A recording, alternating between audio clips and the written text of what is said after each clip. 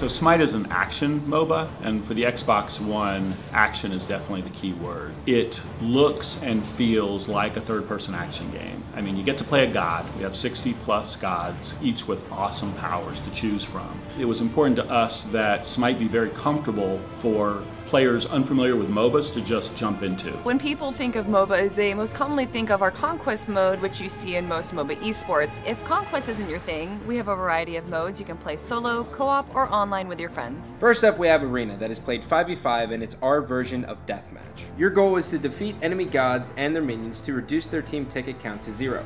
Arena is by far our most popular game mode and is a great way for players to get their start in Smite.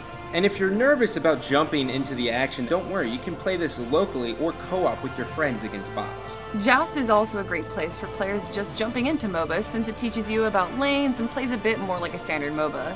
There's one primary lane in the middle and 2 side lanes which contain jungle buffs, which can give you the edge over the enemy team.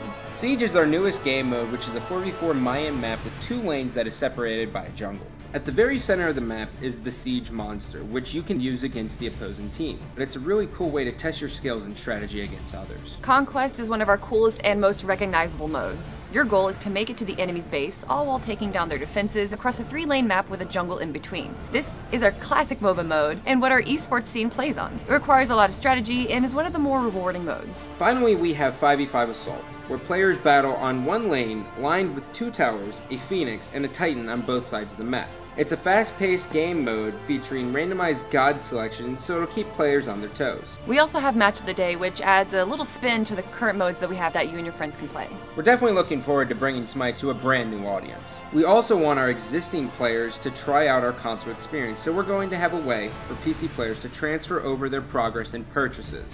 We'll have more details closer to the launch, but we're really excited about having our current fans try out the console experience. So the team's been working hard to harness the power of the Xbox One to deliver a game that looks just as good as the PC version on the highest level settings.